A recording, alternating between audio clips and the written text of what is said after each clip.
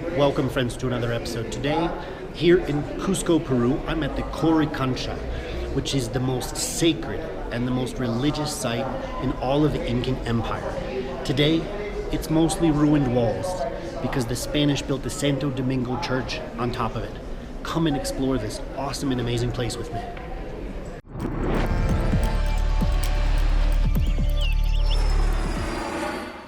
What did the Coricancha actually look like? We know its walls would appear to be black and it would have had multiple buildings with thatched roofs. Based on how other locations were structured, the buildings would probably be very close to each other. Nobles and elite would have had their private areas that would be separate from the common people. Look at the intricate stonework. Look how straight this line is. Look how tight-fitting this is. There is no mortar, there is no cement, nothing holding these together. They're just intricately cut. Just imagine the work it takes. And these little notches are interesting because there's many of them. And then, how come some of the shapes are different? This one looks more like a trapezoid. This one looks more like a square or rectangle.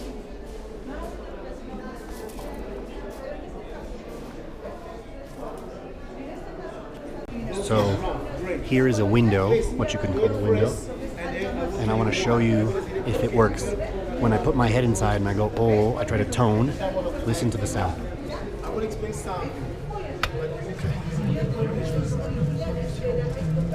Oh. It almost is like a vibration sound. It's crazy.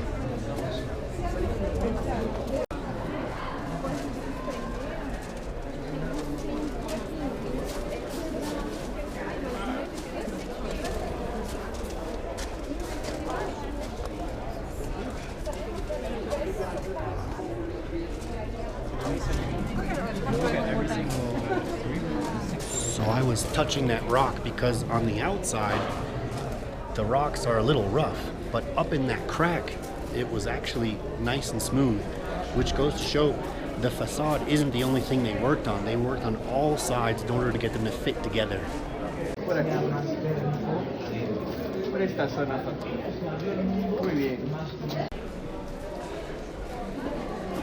If you see these notches carved above, it's like every 6 inches or so you'll see a notch.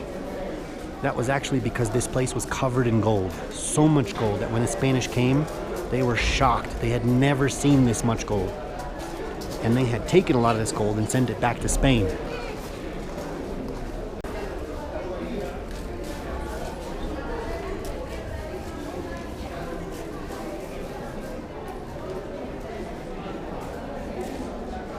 Here we have stonework that is either unfinished or was done by workers who weren't skilled and therefore not the same builders as those of the Coricancha. We have a lot of pieces of stone here, right?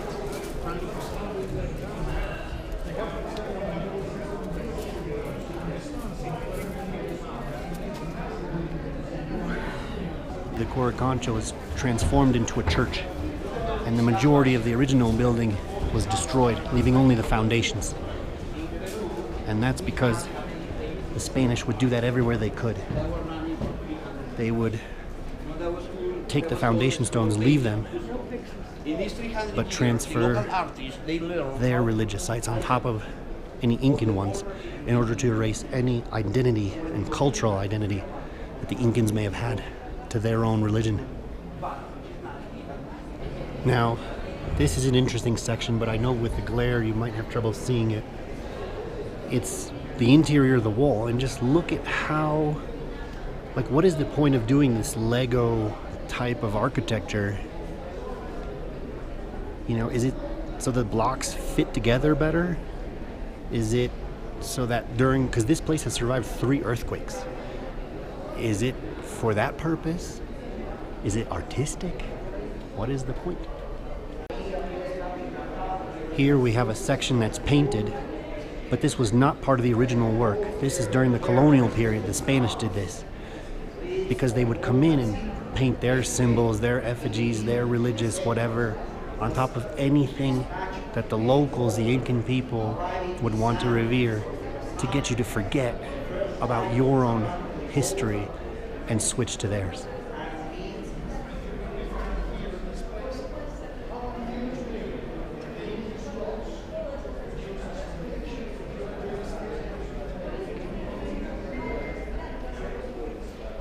In these notches behind me, when the Spanish arrived, they found statues, gold statues of animals, of different things.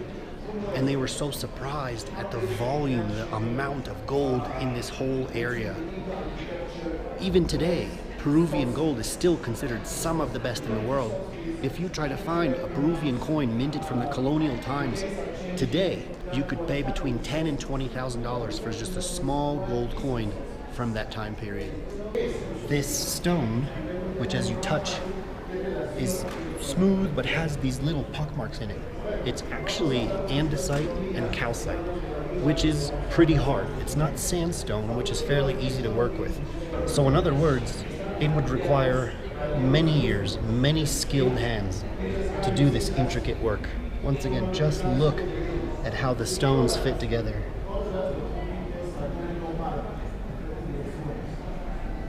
Imagine how awestruck you would be even today if you saw each one of these nooks filled with gold statues representing gods or animals. It would be jaw-dropping. Here's a really amazing section. This middle stone is all one piece. So follow my hand, it goes this way. All the way through here, you can see it turns. You see there's no joint connecting two blocks. Keeps going. Right here, no joint, same piece, and finishes right here. How amazing is that? That is just wild.